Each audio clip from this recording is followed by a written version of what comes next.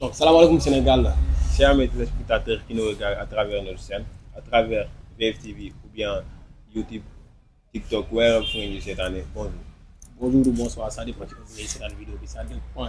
ci heure bi nga toogee nga concentré wu sa télé whatever wala sa téléphone ngay commencé di seetaan vidéo bi à travers ni ne pas air à travers non seen YouTube TikTok Instagram whatever les jumeaux officiels ñoom lay nuyu di la béggee di la jox sa wàccuwaay. Jumeau, on a une pépite à présenter, on a une émission de fou, de folie à présenter. Jumeau, dama lay bàyyi nga xuus expliquer gars yi ñu koy demee. Voilà, comme il a si bien dit, c'est une pépite d'homme bu góor la bii nii bu bees la ça s'appelle Nul ne part ailleurs avec les jumeaux officiels fii ni lay xewee dans notre chaîne YouTube wala boog VFTV bien sûr ñu représente mooy les jumeaux officiels. Cette émission bien sûr va avoir des invités de marque bien sûr nañ leen andil showbiz ak actualité waaw utile et agréable comme ni ko jumeau waxee utile et agréable da ngeen di am seen chroniqueurs yi seen tiktokers yi tiktokeuses ou tiktokers yi ngeen am yu ngeen bëgg wax leen ko ci commentaire yi ñu indil leen ko musiciens yi bu leen ko fàtte gars yi affaire bu garaaw ngeen am fii bu garaaw lañ leen di tegal donc di ko comme ni ko jumeau waxee on va inviter deux invités on va avoir deux invités ici ça dinañ leen tegal benn musicien benn tiktoker benn chroniqueur aussi à côté ñu expliquer ci benn thème boo xam ne ça sera posé ici ça sera préparé à l'avance ñu ñëw ñu teg thème bi ñu expliquer ñu waxtaan aussi ñu waxtaanal nit ak musicien bi wala YouTube ñu ñëw ñu teg thème bi ñu expliquer ñu waxtaan aussi ñu waxtaanal nit ak musicien bi wala YouTube bi expliquer ñu sa vie ses débuts et puis ses réalisations yëpp ñu waxtaanee ko fii tey. On commence cette émission avec deux invités de marque, bien sûr. Nous avons Fresh Boy à côté et Mamsay. Boy, Fresh, nous n'avons pas. Salaamaaleykum maa leen di fay les jumeaux di nuyu ñëpp ñu ngi seetaan à travers notre chaîne YouTube en même temps aussi di am contentement ci invité bi voilà j'espère que tout ce qu'on va débattre ici na leen amal avantage en même temps aussi di ngeen ci jàng lu bëri jumeaux merci beaucoup. Mamsay suñuy jaaykat bi. Bonsoir, je me présente. C'est Mimi Sow. Je me présente en tant que collaboratrice avec les jumeaux officiels. di ñaan aussi lépp lu ñu wax fii mu jëriñ leen. Voilà, jumeau. Comme elle a si bien dit, comme notre collaboratrice, parce qu'il y a une ligue ensemble, bien sûr. À travers ses vidéos, à travers Yimoïda, à travers ses lives, à travers produits Yimoïda, bien sûr. Il faut exposer sur Internet, TikTok.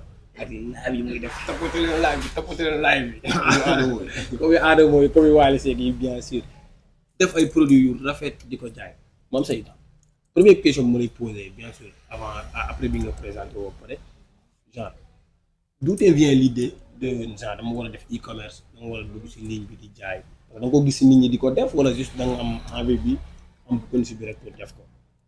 Bon, l'idée m'est venue naturellement. Parce que avant business bi yàgg naa nekk di def ay commerce man ak sama grande sœur bi dañoo toog benn vacance nii comme def ma woon dara sama grande sœur bi proposé ma su ko ñu dem Dakar jënd ay bagages c'est ce qui m'a motivé donc ma commencé nekk di business instant bi maa ngi si sant sama bopp maa ngi sant yàlla. On peut dire que ne si ndaw la jëlee quoi. Exactement.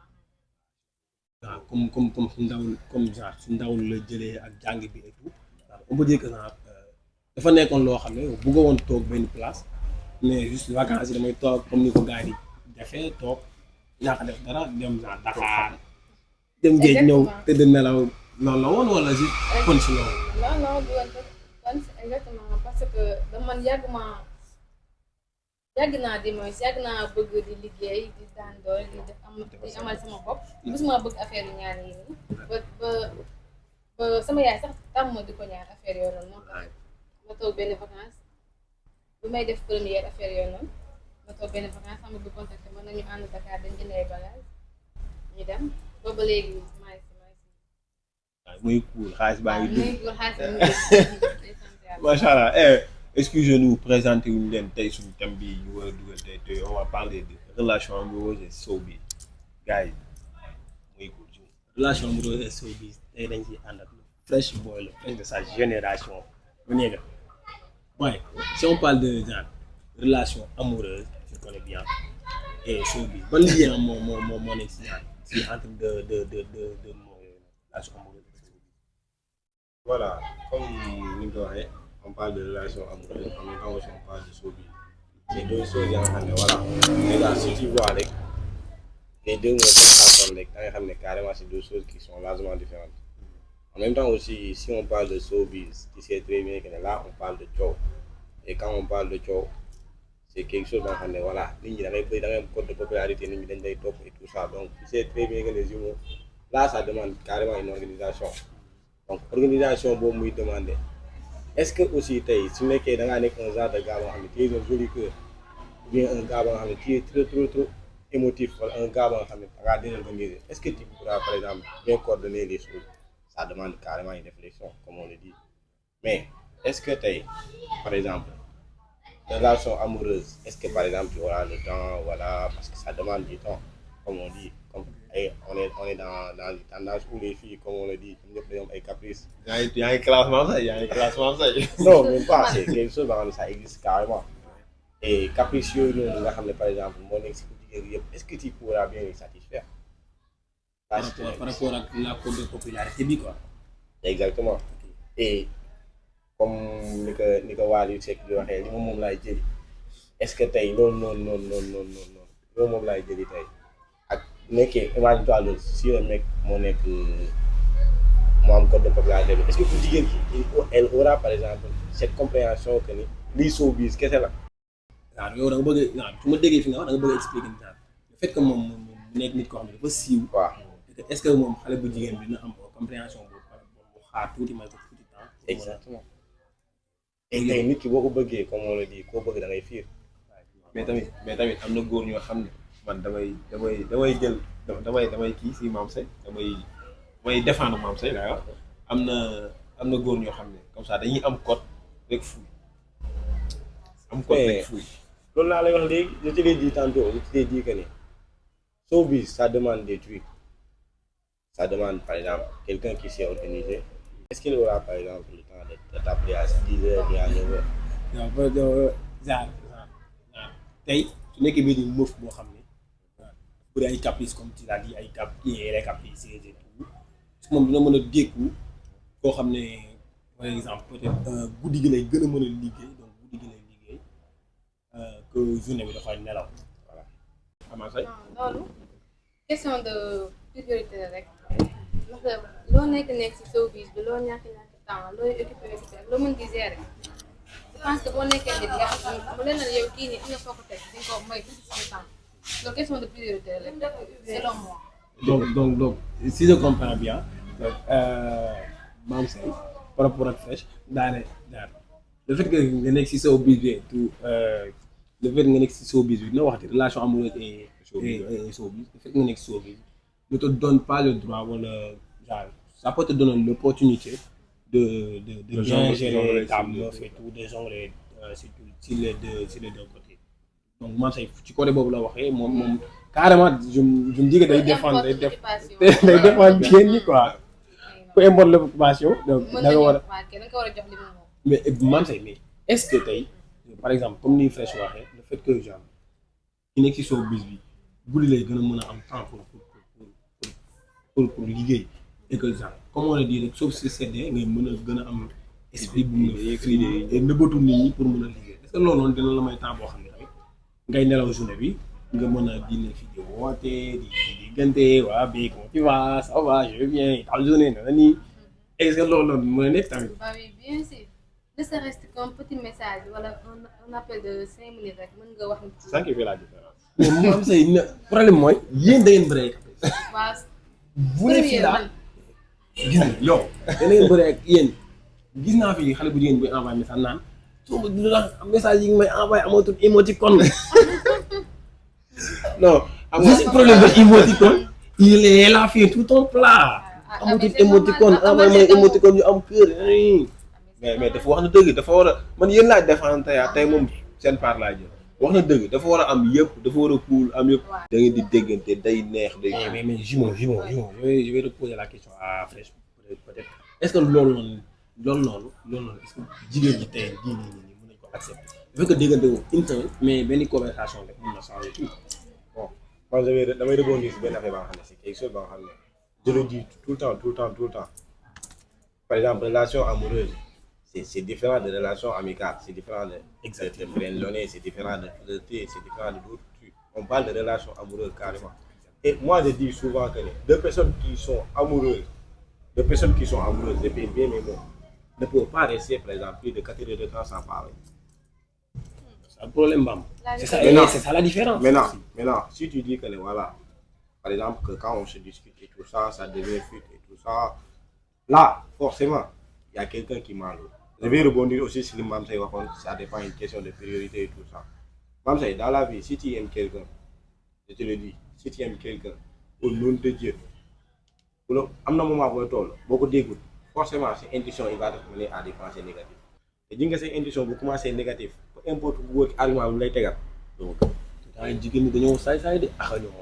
mais tamit comme ça soit amee benn nit koo xam ne nii comme ça prenons le cas de Diamane comme ça dafa tellement populaire que ne amul temps bu bëri ngay génn ku mel noonu yow sa xel du dal. mais c'est normal. te si côté boobu laa lay waxee su ma la waxee nii comme ça da ngay toog ay years doo dégganteeg moom si côté boobu laa lay waxee. du yow foo mu am benn écart bu nga ne par exemple forcément il y aura que une chose ba nga xam ne ça demande ça mu nekk la une bonne organisation. Mais au-delà de cette organisation là, est-ce que la meuf elle est compréhensive? Est-ce que le gars il est compréhensif? C'est des choses qu'on se pose aussi parce que tey loolu leen mënti gérer bu nekkee daa am kenn ka nga xam ne tàng saa la si diggante bi doo leen avancer. Et comme on dit relation dëggantaan jaay boo bëggee mu avancer faut que tu évites les détails. Un expert qui parle. Faut bien les écouter. Ouais, tu dis ça, tu dirais. On va revenir sur Mamsay par rapport à lui et tout. Ouais, par exemple, genre, c'est un défaillant, il dit ça, il le dit bien aussi, parce que quand on parle de relations aussi, on parle de compréhension, on parle de vie quotidienne, on parle de problèmes et tout, mais surtout compréhension. Est-ce que là, dans la vie actuelle, compréhension, dans le c'est un perle rare. Et que dispute moi. Si on revient sur Mamsay, on va vite revenir qui parce que c'est un sujet c'est un peu tabou, mais voilà, on va revenir. Mamsay, yow nga bañ toog vacances juste pour toog wala pour free wala pour affaire bien sûr que soo jaay di nga free mais nga dem ba affaire yi duggul la nag sa mag bi ngeen dem di jëndi ay marchandises di ñëw di jaay début bi mu demee woon. Début bi c'était pas du tout facile parce que des fois nga dem indi sa marchandise nga jox ko gars yi ñu lay dawloo. ñu leb la exactement bañ la fay après doo yoraat départ c'était pas du tout facile. Est-ce que yow c'était ça t'est arrivé genre par exemple nga jënd sa marchandise jox ko nit ñi ñu jël ko yóbbu la. Oui. dafay ñu ko ba nga perte ba abada. Ça m'est arrivé presque 3 fois. Waaw nga jógaat. loolu dugg na mais tant que dëgg nañ. moom à chaque fois sama loolu moom may relever waat. Ah d'accord donc. si yaa jëkkër moom nga jaay fi c'est pas du tout facile. am nga yéen accompagnement yoo xam ne exactement. ça permet de changer quoi. C'est elle qui m'aide à chaque fois. Oui, merci Baaxa, je le salue à passage. D'abord, je salue à passage. Sama gars, moi non, parfois bu neex. Soo may des jumeaux nag jàpp si rek soo may des jumeaux dem mayaale parce que dafa nekk ñaari nit lañ donc soo mayee kenn ki nag yéen nañ ma ni sama bos dig la nag digee bor la nag. yow defal lu la neex yow loo def noonu la. Mam say ne dina ma ni benn digee bor la xaw ma li ma wax caméra suñ koy di nga ma jox aro. defal lu la neex. Ok si moom vas-y. Donc Tu m'as fait perdre les mots. mais témoin donc je dis par exemple nga commencé affaire yi métti nga daanu jógaat ba là peut-être t'as une cote de popularité boo xam ne ça te permet de vendre certains articles yoo xam ne genre ils sont chers ici est-ce que yow yaa ngi si gis sa bopp carrément nii. Ah oui bien sûr parce que man lu ma indi rek lu ma jënd ba indi ko rek su fekkee ne dama si gis sama bopp dama ko indi des fois damay jëndi sama bagage ma indi ko. lu mu diire ak lu mu yàgg si man nit ñi dañ ko jël parce que gars yi ñuy commencé dama xam dañ may contacter de partout des fois ay link am ñu boole ma jaay ko mais maa ngi gis sama bopp. Et parlons de comme ça sa côté jàng ak jaay bi ngay def ak sa famille nan ngay gérer 3 choses yooyu quoi. Vraiment difficile parce que souvent dañ may message naan ma jaay bi si laa gën a concentré woo pour jàng bi et c'est quelque chose boo xam ne c'est la réalité mais instant bi maa ngi siy travailler bu baax s'il le faut sax fekkee damay ubbi benn boutique boo xam ne dama koy bàyyi fii wut si benn bu nekkal mu ne continuer samay études normalement parce que moom moo ah mais peut-être moo gën.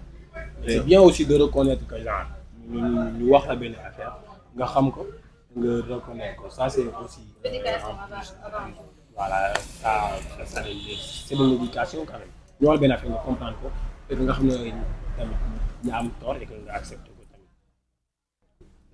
mais tamit xam nga am instant yi dëkk bi fi mu àdduna fi mu toll yow yaay peut-être éducation bi c'est bon mën nga di déglu c'est bon mais parfois sa xel man kay mu gis boppam. c'est ça maa la ko wax. xam naa loolu maa ngi fi mu teg baax na kii yaa ngi dégg ay boutique ay ubbi. macha allah on va venir si projet yi léegi. macha allah man sama gémmiñ dafa am barke nee naa man dañuy ñëw si man dañuy dañuy dem la ngeen dégg ma si Dubaay rek. ndaa nga mën ñëw xëccaale quoi sànq nii maa la naan dañ teel a dugal link yi balaa moo ñëw rëcc. fiw laay def fiw yàlla donc baax na. donc bien sûr on va revenir si thème bi. parce que nañ dugal publicité avant ñuy dugg si thème bi ou bien ñu continuer waaw on va mettre publicité après on va mais pourquoi pas. ndeke bëggee wum la xol bi kese arva sama ruugi laa la yé les amis on revient sur les jumeaux officiels sur VFtv avec l'émission La Pipite dombu góor bi ni la paye voilà avec nous les jumeaux officiels les jumeaux officiels tout le monde est PNJ les défaillants PNJ ça on vous salue de passage en vous rappelant aussi ñu ngi fii nii c'est Milka notre premier partenaire bien sûr. waaw ça c'est un partenaire aussi. suñu premier partenaire à chaque fois suñu ko nee dañuy tourner mais booy ñëw leen yéen a ngi cool yéen a ngi baax daf na leen neex. Voilà c'est ça. On va continuer dans notre lancée film Yemen. On parlait de Fresh Boys. Actuellement je veux savoir ça. On parlait léegi ci relation amoureuse ak showbiz bi le fait que genre jigéen su kii su amul yenn compréhension yi du mën a am une relation durable avec copain mais est-ce que góor ki tamit loolu noonu mën na ko jàpp ne rek ne moom peut-être moom moo war a moom ku jigéen moo war a def effort moom tamit defut yenn effort yi quoi mu lâché wu rek ne moom ku jigéen moo war a am compréhension bi après wooree loolu. mais bon wax nga wala parce que par exemple boo xoolee ba si biir comme on le dit jigéen xol la yor ko góor xol la yor et on a tendance à dire que ne dans la vie quotidienne mbëggeel boo bëggee dëggantaan ñaar da ngay ñàkkoo saa bon disons donc du coup mais am nga dégg nga moom nee na xam na si dara quoi. exactement parce que dans la vie ñun àll bi tool yi bu nekk dund nga sa premier amour ba pare. exactement. donc exactement tey gis nga mbëggeel moo nekk deux choses yoo xam ne c'est quelque chose yoo xam ne c'est tellement complexe ba nga xam ne yow mënoo koo tirer conclusion exacte exactement par exemple tey booy doxaan ku góor gi bu doxaan ku jigéen gi doo fekk dara ku jigéen gi du nopp góor gi mooy def le tout ba ku jigéen la boîte de Pandore. oui bien mais exactement léegi nag ku góor gi à travers ses sentiments da kay woon dik ko woon de telle sorte que ba kooku noonu day jël ku jigéen gi day xam ne carrément ku góor gi li ñuy wax dëggantaan mu captiver loolu mais après tout ça là da ngay dem ba benn phase ba nga xam da nga gis ku góor gi mooy wàññi ku jigéen gi gën a bëgg daa benn instant ku góor gi wàññi ku jigéen gi gën a bëgg ku jigéen gi wàññi mais bon tollee si phase yooyu noonu ki si gën a bëgg en question d'amour moom ki bëgg mooy souffrir amul góor amul jigéen di nga booy dama leen wax benn affaire boo leen bëggee ñàkk leen ful parce que jàppal ne am na si mof yooyu yooyu tombé boo ñàkkal ful la sa 10 garçons ñu ngi toog si ginnaaw di xaar nga pare. mais là est-ce que ñàkk fu la dem na ba si genre nga bañ a xam yow yaay kam en fait. non si on parle de ñàkk fu la cela veut dire que ne entre guillemets d'accepter les caprices de la fille.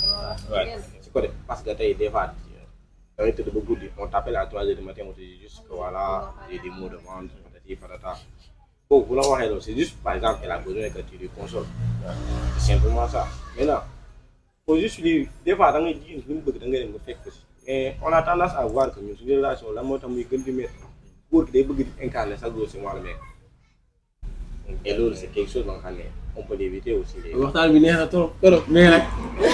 suñu temps muy jot suñu temps moo ñu ko mayu teg heure bii moo ñu xoj.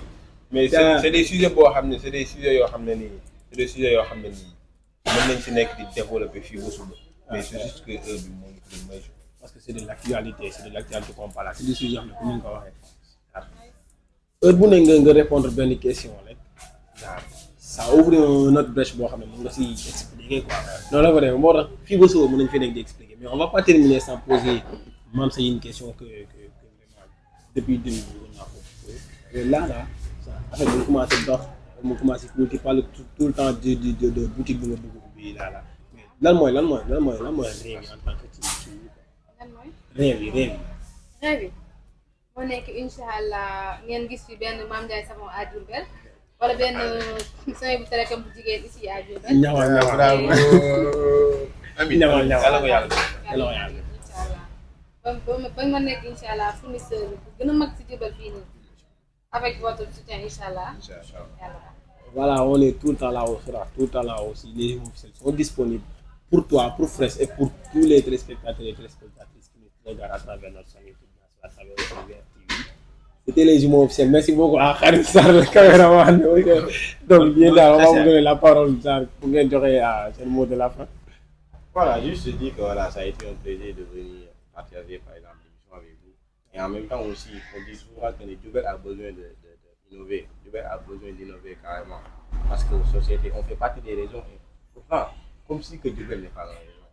Ça, c'est quelque chose dans nous. C'est nous, la jeunesse, qui doit, par exemple, essayer de telle sorte que pour avancer, que Diourbel qui me next beneen vibes. Et donc, Inch'Allah, nous avons pour et les gars, ayons l'habitude à ce que bu ñu amee suñu benn ami ba nga xam ne par exemple day def quelque chose ñu koy poster sur les réseaux sociaux les imams ils sont en train de faire des trucs qui sont carrément des trucs qui sont cool Diourbel amagul influenceur bu mag bu ñu gisee les imams di débrouiller au moins di avancer quelque chose di créer des trucs mais les gars au moins même si on commande pas on peut aimer la vidéo on peut republier les gars c'est Diourbel qui gagne sérieusement. Imagine-toi, les imams d'un bateau au niveau national. On va pas dire les imams, on va dire les imams de Diourbel. C'est quelque chose, c'est nous tous qui vont gagner. Les gars, s'il vous plaît. Même qu'il y a c'est quelque chose, c'est solennel. Merci beaucoup les imams, merci Mame Seye. Et nous sommes contents de voir. Merci Fresh Boy, merci. Et li mu wax nii am na solo. Gars yi di leen aimé, di leen s'abonné, di leen partager. C'est bon la fin. Bon, merci pour l'invitation et de leen encourager aussi parce que Diourbel nga mel fi nee na ni yombul et di leen gën a encourager daal pour ngeen jàpp incha allah dina baax. Bon, de passage c'est Mimi Sow, vous pouvez me rejoindre sur TikTok, WhatsApp, Instagram et mon numéro c'est 77 609 30 66. maa ngi jaay yi rek ay daal ay parfum bu baax incha allah. Gars yi nañ leen defal li muy jaay yëpp si fin vidéo bi ou bien si biir même si publicité bi di ngeen ko amaale foofu noonu gars yi su ngeen bëggee yu baax dem leen si Mimi Shop day am yu garaaw yu nice. Comme il a dit, merci aussi à Fresh de faire cette éloge par rapport à notre personne, par rapport à notre modeste personne, bien sûr. Nous sommes contents de vous et puis n'oubliez pas d'aimer les vidéos, de s'aimer, de partager, de s'abonner aussi pour bien regarder bien les contenus par rapport à notre plaisir. Et Jimon, n'oubliez pas qu'à chaque fois on est ici, Semita, notre premier partenaire. Voilà. Merci beaucoup. À bientôt.